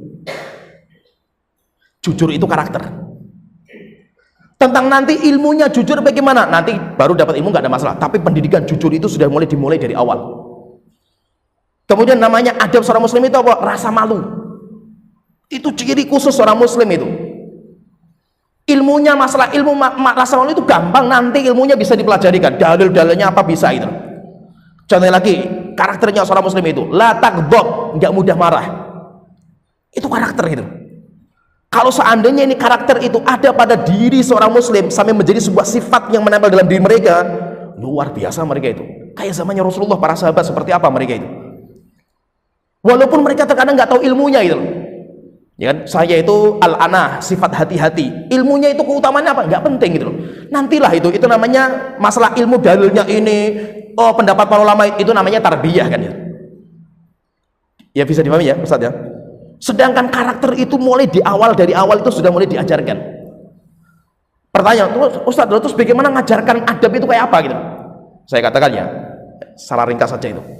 adab itu tidak bisa diajarkan. Kalau diajarkan daurah, misalkan antum ngajar sebagai ustadz, ngajari papan tulis dalilnya ini, itu namanya apa? Tarbiyah. Ini masuknya di bab tazkiyah gitu. Tazkiyah itu nggak bisa diajarkan dengan kajian mata kurikulum, ini nggak bisa. Terus dengan apa? Tazkiyah itu dengan cara ditularkan. Dengan cara ditularkan. Dengan apa itu? Mulai kita itu membersamai anak, kita itu menjadi contoh dia. Anak melihat bagaimana sosok gurunya. Itu namanya menularkan adab kepada muridnya, bukan mengajarkan. Anak disuruh, nak, kamu hafal la taghdab falakal jannah. Ngelotok anak itu. Tapi ketika melihat ustadznya suka marah, ya hilang itu ilmunya itu. La taghdab falakal jannah itu hilang. Kenapa? Apa yang dilihat sama anak lebih kuat daripada yang didengar sama anak. Kan ilmu itu kan masuk dari macam-macam kan itu. Ada yang dari penglihatan, dari pendengaran. Kata para ulama, apa yang dia lihat lebih kuat daripada apa yang dia dengar. Sehingga kenapa kok kalau kita lihat sistemnya Rasulullah itu dalam mendidik itu, beliau nggak terlalu banyak ngomong kayak daurah sholat berjamaah, daurah apalagi, nggak ada daurah sama Rasulullah, nggak ada gitu. Terus apa yang dikerjakan sama Rasulullah? Rasulullah sholat, langsung beliau maju naik ke atas mimbar, para sahabat semuanya melihat. Rasulullah langsung menjadi qudwah gitu. Baik itu apa? Imam Ahmad itu ketika ngajar, beliau ngajar biasa sama murid-muridnya biasa. Terus yang lain itu apa? Mereka itu cuma mempelajari melihat Imam Ahmad. Oh, seorang muslim itu kalau duduk seperti itu. Oh, seorang muslim itu kalau mengagungkan Rasulullah dengan cara menyampaikan hadis itu caranya seperti itu. Oh gitu. Akhirnya anak itu akan melihat gitu. Nah, itulah namanya pendidikan adab. Ini pendidikan ini, kalau negara yang terbaik sekarang itu Jepang. Negara yang terbaik itu Jepang. Luar biasa pendidikan adab mereka, karakternya mereka terbangun sejak kecil. Sehingga namanya orang-orang Jepang itu, mereka ketika sudah dewasa, mereka itu semuanya pecinta baca. Mereka semuanya itu orang yang suka dengan kebersihan, walaupun mereka nggak tahu dalilnya itu. Lah kalau kita ditempel di tembok-tembok an-nadzafatu minal iman atau hurusatul iman, tapi mereka buang sampahnya di mana-mana itu. Kenapa? Karena itu cuma polesan ilmu itu namanya tarbiyah gitu. Ada pendidikan adab yang itu belum tersentuh di kita gitu. Yaitu apa? Pendidikan bagaimana kita itu mengadabkan murid kita, bukan mengajarkan adab, mengadabkan. Nanti sistemnya bagaimana? Sistemnya panjang lah, banyak caranya kita mengajarkan anak kita untuk beradab itu banyak. Tapi masih poinnya paham dulu ya Ustaz ya, bisa difahami nggak, tergambar nggak? Jadi pendidikan adab itu sebelum belajar ilmu. Adab ini kalau fatal itu bahaya sekali itu. Banyak orang-orang itu yang ilmunya itu malah menjadi api yang membakar dia. Kenapa? Karena dia itu nggak punya adab. Dia nggak ikhlas. Ikhlas itu kan termasuk bagian dari karakter seorang muslim gitu. Sehingga orang muslim itu apa karakternya itu? Dia itu beribadah untuk Allah Ta'ala kan gitu. Itu kan adab dia, seorang muslim kan itu. Ketika ada orang belajar, niatnya nggak ikhlas karena dipaksa sama orang tua dan yang lainnya, akhirnya apa? Akhirnya ilmu yang dipelajari malah menjadi penyebab dia itu diazab di neraka jahanam. Maka belajar adab. Bukan belajar adab itu tadi paham ya, bukan anak itu suruh ngafal, enggak. Anak suruh diuji dengan kertas, ini adab seorang muslim, ini apa? Bukan. Adab itu bukan, itu namanya tarbiyah. Lah yang di sini kita seringnya keliru, salah paham itu di sini gitu. Kita memahami seakan-akan pendidikan adab itu ya pendidikan kayak kita ngajar matematika kan gitu. Bukan. Tetapi anak itu dari kecil sudah mulai dibentuk dengan sebuah kepribadian yang bagus gitu. Nah, ini yang terbaik sebenarnya, fahami di sini yang perlu saya sampaikan, ini sebenarnya tugas utama orang tua. Bukan sekolah. Ini sebenarnya tugas utama orang tua, bukan sekolah. Kenapa? Karena ada tugas berat, ada dua. Dalam pendidikan itu ada dua. Yang pertama menyiapkan wadah namanya tasfiyah. Kemudian yang kedua mengisi wadah namanya tarbiyah. Ustadz di sekolah, guru-guru sekolah di pondok pesantren, mereka itu bisa mengisi karena mereka punya ilmu gitu. Tapi mereka nggak punya waktu untuk mentasfiyah. Mentasfiyah itu nggak mudah, perjalanan panjang mentasfiyah itu. Ya, menyiapkan wadah itu nggak mudah. Maka itu kalau seandainya tanggung jawab itu kita bagi, orang tua yang menyiapkan wadah, ustadz yang mengisi, itu luar biasa nanti hasilnya. Coba kita lihat Imam Syafi'i. Imam Syafi'i menjadi orang yang hebat seperti itu kan karena peran ibunya. Luar biasa itu. Ibunya dalam memotivasi Imam Syafi'i sampai dia meledak cintanya sama ilmu agama kan ibunya. Sampai ketika sudah membara itu untuk belajar ilmu agama, ibunya nggak punya ilmu, ya dibawa ke Kutab. Kutab itu kayak TPQ di Mekah waktu itu. Sampai akhirnya semua ulama-ulama Mekah semuanya sudah dimelahap semua sama Imam Syafi'i itu. Setelah itu Imam Syafi'i safar keluar kota, datanglah kepada Imam Malik. Sebelum belajar sama Imam Malik semuanya dihafal dulu. Sampai akhirnya Imam Syafi'i itu pulang itu membawa bukunya itu, kan Imam Syafi'i orang miskin, dia nggak punya buku. Bukunya dari mana ya? Dari tulang, dari ini, dari ini. Rumahnya sampai penuh. Akhirnya ibunya mengatakan, nak, ilmu itu bukan kayak gini. Kamu pulang bawa buku, bawa ini bukan ilmu. Ilmu itu yang kamu simpan dalam hati kamu itu namanya ilmu. Akhirnya semuanya dihafal sama Imam Syafi'i. Sehingga sosok orang tua itu penting dalam menyiapkan wadah. Yang jadi repot kita itu kan menjadi repot itu. Kenapa pendidikan kita itu banyak yang gagal? Gimana nggak gagal? Wong kita ngajari anak-anaknya tidur gitu. Ya kan? Kita semangat ngajari anak-anaknya loncat pagar, bolos gitu loh. Kenapa? Mereka nggak sama sekali, ini belum siap gitu loh. Jadi kayak kita itu, orang tua itu datang ke sekolah itu kayak gini, nih saat tolong diisi. Lah gimana ngisi? Wong ini masih tertutup botolnya kan gitu loh. Sehingga apa? Tugasnya guru sekarang buka dulu botol, setelah buka bersihin, setelah itu baru ngisi gitu. Kita sudah terkejar waktu itu, kurikulum sudah harus selesai 1 tahun lagi kan gitu. Anak masih segel, kita isi air tumpah semua gitu loh. Ya kan? Akhirnya apa? Akhirnya ilmu itu banyak yang mubadir, pada hilang ilmu itu karena anak kita belum siap wadahnya itu. Nah, mempersiapkan wadah itu apa? Itu yang dinamakan dengan tasfiyah, atau itu namanya adab lah, kalau kita katakan namanya adab. Sebuah karakter yang menempel dalam diri anak itu sejak kecil. Nah, itu kalau di negara-negara maju itu, guru yang mengajar TK itu para profesor yang ngajar TK itu, nggak main-main itu. Gajinya paling mahal itu pengajar TK di Finlandia, Jepang itu kayak gitu. Kenapa? Karena TK itu kayak pondasi. Dia itu bangun pondasi. Bagaimana membangun anak itu karakternya itu pemalu, sifat malu ada. Anak itu dia itu karakternya itu apa? Karakternya itu ya sekitar nggak tergesa-gesa. Anak itu penyabar. Itu kan semuanya perlu lama itu, perlu dibikin gitu loh. Pondasinya itu perlu dikokohkan. Kalau kita enggak, tinggal ayo nak kamu hafal la taqta falakal jannah, hafal nanti diujikan. Sudah lulus nilainya bagus, adab kamu pintar bis. Padahal ketika pulang ke rumah, ibunya diomeni sama anaknya gitu. Tapi nilainya bagus, yang penting nilai kamu bagus, berarti anak ini paling pintar, adabnya dia itu. Padahal di rumahnya nggak punya adab dia itu. Kenapa? Karena kebanyakan kita itu cuma kertas gitu. Kehebatan anak diukur sama kertasnya gitu. Itu yang jadi masalah. Maka poin pertama yang perlu kita perbaiki itu bagaimana kita itu pendidikan adab sebelum pendidikan ilmu. Ini PR lumayan berat ini, kalau yang saat ini paling berat lah itu. Terkadang sampai bingung kita ini. Terus konsepnya gimana gitu. Nah, kalau bicara masalah konsep ya kita harus banyak belajar. Tapi yang penting apa? Ini realnya itu kita harus pahami dulu ini. Kalau kita terima ini, ya insya Allah kita caranya nggak ada masalah lah. Caranya keliru pun insya Allah sampai lah gitu. Tapi kalau ini itu masih keliru di sini, di realnya awal keliru, nyasar nanti anak itu kemana-mana itu. Salah jurusan. Kalau sudah salah jurusan bahaya. Kita masuk di poin kedua. Ini sampai jam berapa Ustaz?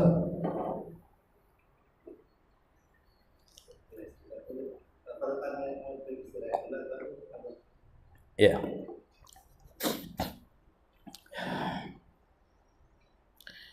Kita masuk di lanjut dulu sampai poin kedua. Nanti setelah itu istirahat sebentar, biar nggak terlalu muntah-muntah lah itu. Karena lumayan berat masa itu kita menerima ini saja itu sudah berat itu, belum tentu kita bisa menerima itu kayak gini itu. Kemudian kedua, konsep yang kedua, pendidikan iman sebelum syariat. Pendidikan iman sebelum syariat. Iman itu apa? Seperti kita cinta sama Allah, itu namanya iman. Roja, khauf, mahabbah, itu namanya iman. Setelah itu apa? Syariat. Syariat itu yang nampak. Ibadah lisan, zikir, baca Quran, ibadah badan seperti kita itu ya sholat dan yang lainnya, itu namanya syariat. Lah ada pendidikan penting di zaman salaf yang itu sepertinya di zaman sekarang hilang. Yaitu apa? Pendidikan iman sebelum syariat. Atau namanya iman sebelum Quran, tapi kan nggak hanya Quran gitu, syariat semua gitu. Maka pendidikan pertama itu iman yang dibangun. Dan bangun iman itu lama sekali, nggak mudah itu.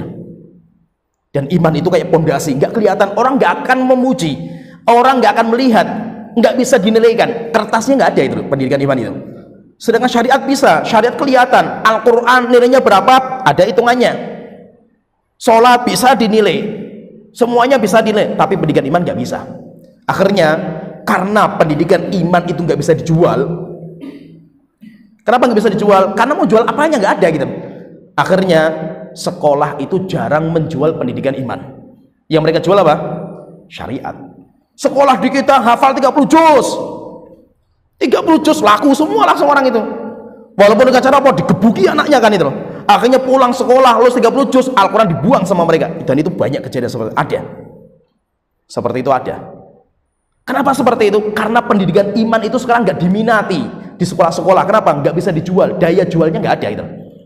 Apalagi kalau sekolahnya sudah melihatnya profit. Yayasan itu urusannya itu. Ya usah tahu. Sekolah urusannya profit, sekolah dibisniskan. Ya wis hancur wis sekolah itu. Kalau sudah masuk profit, mikirnya pasar. Ya paham ya? Afan saat ini yayasan nggak apa-apa ya saat itu. Kalau sudah masuknya pasar, lihatnya harus mengikuti pasar.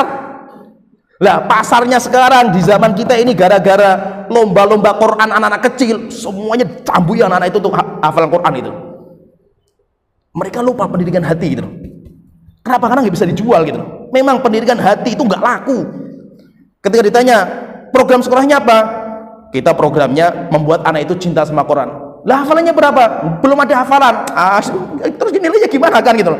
Kertasnya nggak ada kan gitu. Pendidikan iman kan nggak bisa dinilai kan gitu. Ya, terima paham ya, bisa difahami dulu ya ini. Makanya memang pendidikan itu ya tinggal arahnya kemana. Kalau profit, sikat aja syariat wis pokoknya itu. Urusan imannya dia terserah, ancur-ancuran terserah. Yang penting nilai kertasnya bagus. Tapi kalau pendidikan itu tujuannya bukan profit, ya kita akan keluar anak-anak yang masya Allah imannya kuat, walaupun syariatnya amburadul. Maksudnya amburadul itu mereka nggak sehebat cepatnya itu seperti sekolah yang lain.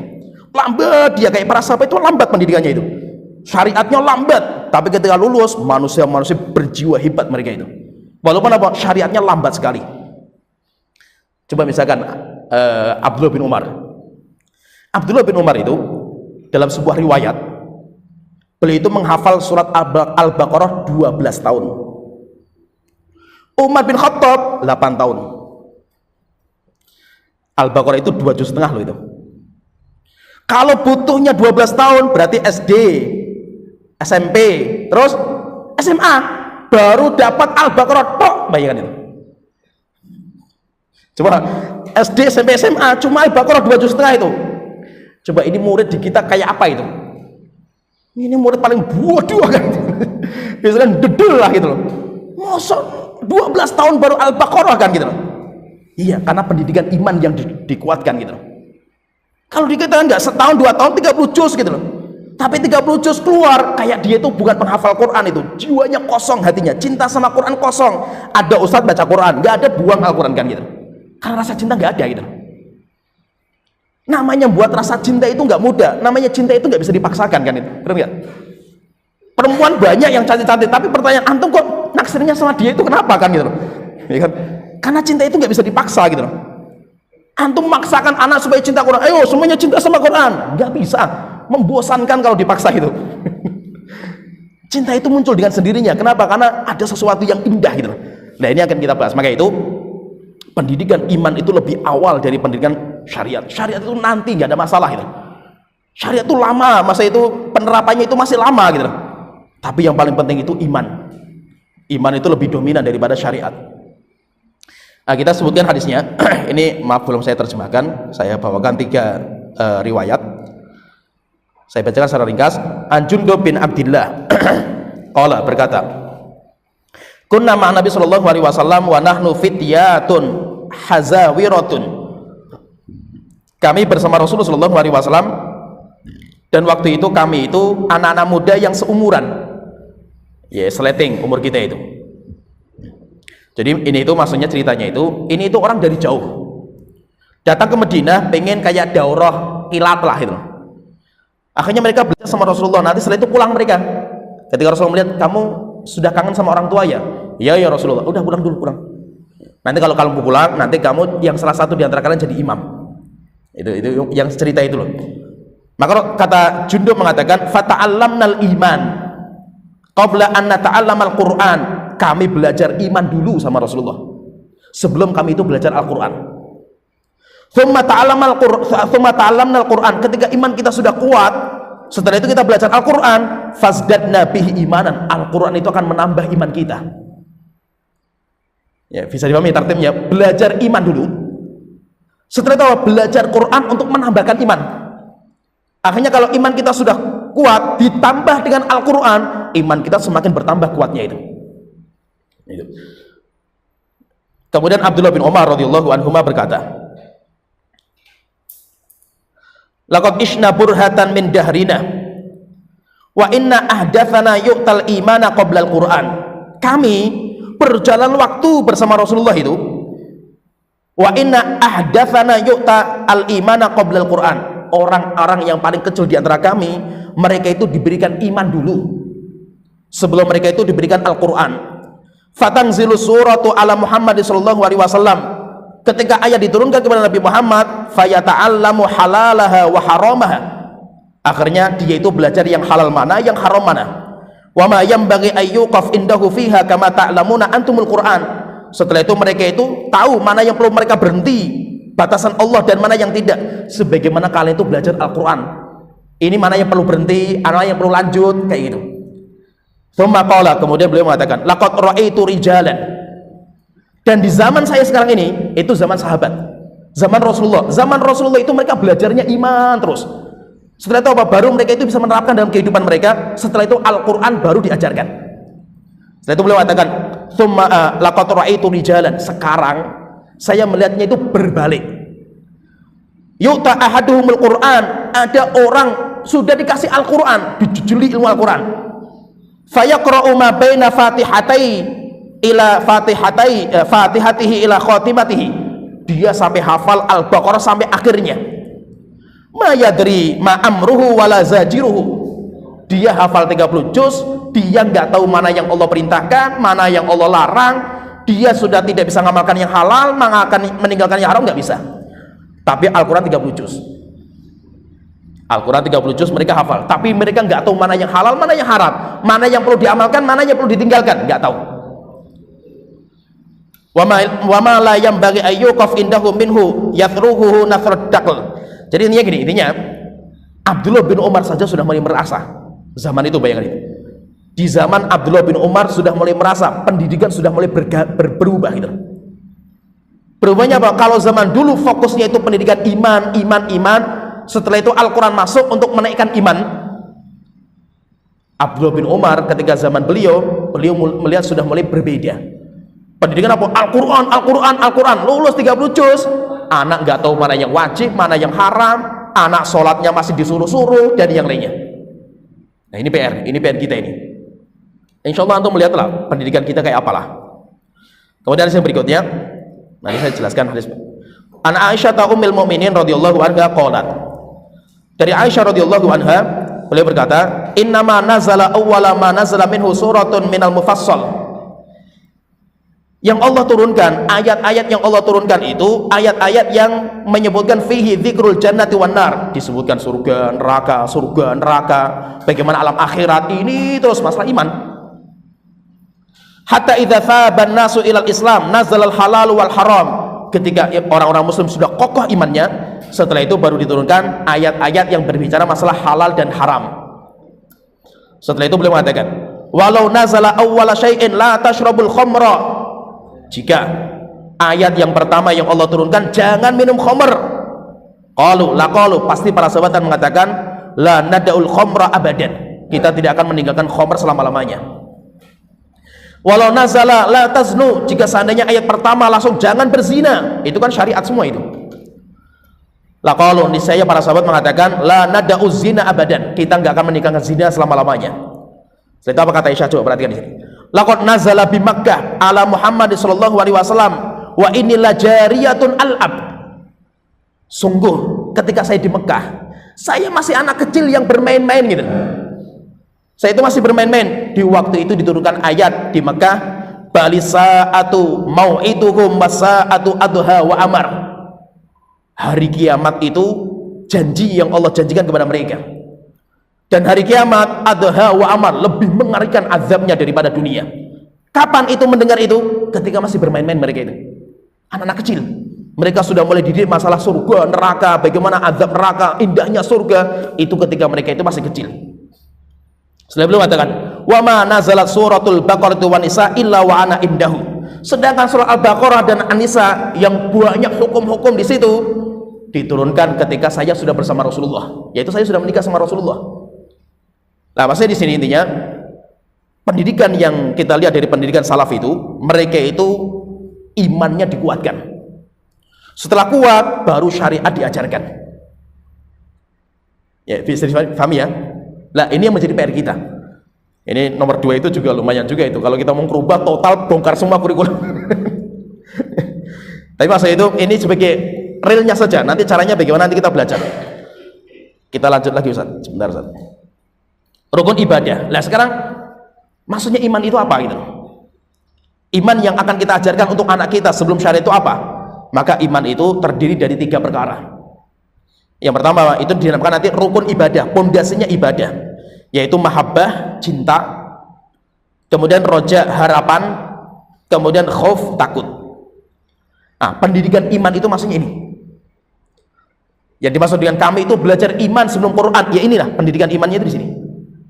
Membangun rasa cinta dalam hati, membangun rasa harapan dengan hati, membangun rasa takut dalam hati. Itu pondasi. Sampai Utsman bin Affan itu mengatakan, "Lau taharat qulubuna." Jika seandainya hati kita itu bersih, masyabi'na min kalami rabbikum. Tidak mungkin kita itu puas gitu loh. Tidak mungkin kita itu bosan dengan firman Allah Ta'ala gitu. Kenapa? Karena Al-Quran itu indah sekali ketika hati kita itu bersih kan itu. Kalau anak kita sudah cinta Al-Quran, nggak usah kita paksa, nggak usah ada peraturan. Anak kita akan menjadi pembaca Quran seumur hidupnya gitu. Bisa difahami ya terima ya? Maka para ulama mengatakan, man abadallaha bil hubbi wahdahu fahuwa zindiq. Siapa yang beribadah kepada Allah dengan rasa cinta semata, maka dia zindiq, yaitu ghulatu sufiyah. Wa man abadahu bir raja'i wahdahu fahuwa murji. Siapa yang beribadah kepada Allah dengan roja, rasa harap semata, maka dia murji'ah. Wa man abadahu bil khaufi wahdahu fahuwa haruriyun. Siapa yang beribadah kepada Allah dengan rasa takut semata, maka dia itu khawarij. Wa man abadahu bil khaufi wal hubbi war raja'i fahuwa mu'minun muwahhidun. Siapa yang beribadah kepada Allah Ta'ala dengan rasa takut, rasa cinta, rasa harap, maka dia itu orang ahli tauhid. Ya, sedikit saya bahas di sini. Ini sebenarnya pembahasannya panjang lah kalau masalah ini. Jadi bangunan itu, kita melihat bangunan itu, masya Allah lah, indah luar biasa, bangunan mantap. Orang itu akan memuji bangunan itu, yang dipuji apanya? Ustaz, ketika ada orang muji-muji bangunan, yang dipuji apa nih Ustaz? Temboknya, masya Allah indah temboknya. Ada nggak orang yang selama ini muji pondasinya? Pondasinya mantap gitu. Ada nggak itu? Nggak ada. Pondasi akan hilang. Pondasi ketutup, nggak kelihatan. Pohon ketika kita lihat, masya Allah itu luar biasa besarnya, daunnya besar-besar bagus, kemudian buahnya lezat-lezat warnanya itu. Orang akan muji semua. Nggak ada orang yang tahu bagaimana akarnya gitu. Orang nggak pernah memuji, namanya akar itu nggak pernah memuji, nggak pernah namanya muji itu pondasi. Kapan akan memuji? Saya tanya. Ketika ada musibah, jeder, misalkan tsunami atau gempa, bangunan ini masih kokoh. Ini berarti pondasinya top itu. Ya kan? Demikian juga iman itu seperti itu. Ketika iman itu diajarkan, iman itu dikuatkan dalam orang, nggak ada yang muji sama sekali. Orang yang dipuji itu Al-Qur'annya berapa juz, sholat di masjidnya masya Allah gitu. Hafalan hadisnya top kan itu. Itu dipuji. Kapan iman itu akan dipuji? Ketika anak itu terjun ke dunia, ketemu dengan wanita, ketemu dengan dunia, ketemu dengan ini. Ketika dia masih kokoh memegang akidahnya, luar biasa imannya itu. Benar nggak Ustaz? Akan terasa ketika ujian itu menimpa kita gitu. Ketika orang ditimpa musibah misalkan, kenapa orang itu kokoh sampai sabar, sampai dia itu memuji Allah dengan musibah yang dia dapatkan? Karena imannya, bukan hafal Qur'annya gitu. Karena pendidikan ininya gitu.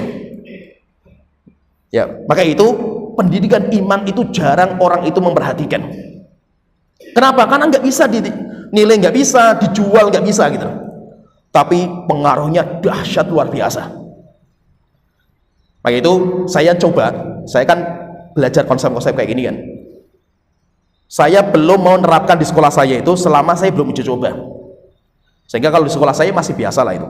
Akhirnya saya itu penasaran, coba konsep salaf itu mau tak jalankan di anak saya. Saya terapkan untuk anak saya sendiri. Sempat khawatir saya itu waktu itu juga itu.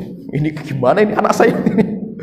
Saya selama ini sampai sekarang, saya dan istri saya, anak sekarang umur 8 tahun, yang paling tua, yang paling nomor 1 8 tahun. Saya tidak pernah ngajari Quran, tidak pernah memaksa untuk menghafal Quran sama sekali. Coba saya sama istri saya mau tak gitu kan. Alhamdulillah saya sama istri sepakat. Cuma yang kerjaan kita itu apa? Motivasi. Indahnya Quran, luar biasanya Quran, terus gitu. Itu yang kita jalankan. Sehingga apa? Saya bikinkan perpustakaan untuk anak. Bacaan-bacaan sampai sobek semua, kita buku-bukunya itu hancur-hancuran lah sama anak itu.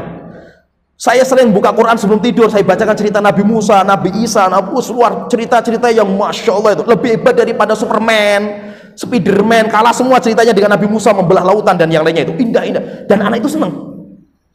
Cuma kita butuh waktu untuk membersamai mereka itu, bagaimana membuat mereka itu cinta sama Quran, cinta sama hasilnya. Masya Allah. Dan saya pun saya kaget, saya sempat sering dicubir itu dicibir lah sama, saya kan punya mertua, ibunya istri saya itu kan guru SD gitu loh. Namanya guru SD kan, namanya guru kan gitu loh. Masuk anak segini belum bisa ini anak sebelah aja tetangga sudah hafal seperti ini kan gitu. Biasa membanding-bandingkan kan gitu. Saya bilang sama istri saya, enggak usah, pokoknya kita fokus untuk anak saya. Akhirnya waktu itu saya ceritanya itu ya, saya keluar dari mertua waktu itu. Karena pengen menjalankan konsep saya yang saya inginkan gitu. Di situ saya fokus mendidik anak saya itu dengan pendidikan iman, pendidikan hati, rasa khauf, rasa roja, itu saya dengan apa yang saya pahami caranya lah gitu. Terus sampai Masya Allah lah hasilnya dahsyat, luar biasa. Anak itu apa? Akan belajar sendiri bagaimana baca Quran tanpa ada yang ngajari. Bisa enggak? Bisa sekali. Allah sudah membekali fitrah bagi anak itu. Sampai dia itu enggak pernah kita ajari cara calis itu, enggak pernah. Dia enggak tersekolahkan TK. Saya punya TK tapi anak saya enggak tersekolahkan. Saya pengen coba itu. Sebelum masuk SD anak saya baca buku itu sudah lancar sekali itu. Sampai akhirnya waktu Ramadan kan saya sering memang tak bawa anak saya itikaf. Saya nggak maksa anak saya, nggak, tapi saya jelaskan, nak saya nanti mau itikaf. Itikaf itu kayak gini loh, ibadahnya kayak gini. Saya mancing saja gitu. Akhirnya yaudah, saya mau ikut itikaf. Yaudah kalau kita tak siapkan. Akhirnya siapkan pakai koper, ada makanan dan yang lainnya. Ketika itikaf, dia melihat bagaimana saya ibadah gitu. Saya nggak pernah masalah, nak kamu ngafal Quran, sekian hafalan setoran sama saya. Enggak. Biarkanlah dia melihat. Terus seperti itu. Sampai akhirnya apa? Quran dan hasilnya anak saya itu baca buku sendiri. Sampai waktu Ramadan kemarin ya, puasa 30 juz, kemudian dia itu membaca sendiri Al-Quran. Ketika itikaf itu baca sendiri itu. Sampai akhirnya dia ngomong, nanti kalau kamu selesai 30 juz 30 hari Ramadan itu, setelah itu itikaf kamu bisa membaca Al-Quran sekian, kamu nanti tak kasih hadiah. Kamu mau hadiah apa itu? Dia itu apa? Hadiahnya buku. Dia minta buku. Bukunya itu yang sangat dia penginkan waktu itu komik cerita Salahuddin Al-Ayyubi yang 6 jilid itu loh. Nggak tahu antum pernah dapat nggak itu? Salahuddin Al-Ayyubi 6 jilid yang satu paket itu. Ya sudah tak belikan itu. Tak belikan, akhirnya apa? Dia itu nggak ada namanya main. Tak tawari main HP nggak mau sama sekali. Ditawari kerja nggak mau. Dia di rumah baca terus sampai setiap hari itu bisa 2 juz, 2 buku, 2 jilid selesai. 5 hari tak tanya, kamu sudah selesai kok itu? Sudah selesai semua tak baca itu. Saya minta lagi duitnya besar juga ini kayak gini kan itu. Pengennya baca terus itu. Pengennya dan itu dahsyat itu. Enggak main-main loh. Hafalan sendiri, semuanya sendiri. Sampai saya itu terkadang ya, saya ke rumah Salatiga itu kan, saya biasa mudik. Naik mobil kayak gitu, anak saya mesti bawanya mushaf. Baca terkadang apa? Saya setoran, nah, saya mau nyupir nih, saya tolong simai surat ini. Udah anak saya nanti buka, kemudian saya baca gitu. Sehingga apa? Dari situ pendidikan cinta itu muncul gitu. Kalau cinta itu sudah, Al-Quran itu indah di versinya anak itu akan menjadi pembaca Quran seumur hidupnya. Nggak usah ada kita gitu. Nggak usah kita paksa, nggak perlu dipaksa gitu. Maka itu apa? Pertanyaan penting di pendidikan kita itu bisa memaksa anak untuk hafal Quran, tapi kita nggak bisa membuat anak cinta sama Quran. Ya paham ya? Kita bisa memaksa anak untuk belajar calistung, baca, tulis, berhitung, tapi kita nggak pernah membuat anak itu cinta sama calistung. Sehingga apa? Selesai belajar sekolah, yuk buku dibuang. Kalau nggak dipaksa baca, ya nggak akan dibaca itu. Kenapa? Karena cintanya nggak ada itu. Gimana teman-teman ya? Maka pendidikan cinta itu dahsyat, nggak main-main itu. Cinta anak itu kalau sudah cinta sama masjid, mereka akan merasakan tempat yang paling indah itu yang masjid, walaupun masjid nggak ada apa-apanya gitu. Sehingga apa? Sampai terkadang dipancing dengan ini, dipancing nggak mau dia itu. Dan itu luar biasa. Maka itu apa? Maka pendidikan itu harus kita kembalikan ke dasarannya. Dasarannya itu apa? Pondasi yang kita awalkan. Kalau pondasi sudah diawalkan, walaupun nanti syariat itu terlambat, yang lain sudah pada hafal sekian-sekian, anak kita belum hafal apa-apa itu. Tapi nanti kita lihat ketika anak itu sudah dewasa, itu pendidikan imannya itu akan kelihatan. Gimana tergambar, bisa dipahami ya Ustaz ya? Intinya lah itu PR kita lah, PR kita seperti itu. Maka itu jangan sampai kita itu apa terlalu ya membanding-bandingkan anak kita dengan yang lain, masalah syariat dan yang lainnya. Gak ada masalah. Yang penting apa? Imannya anak kita itu kita bangun. Bangun iman itu lama, waktunya itu lama sekali.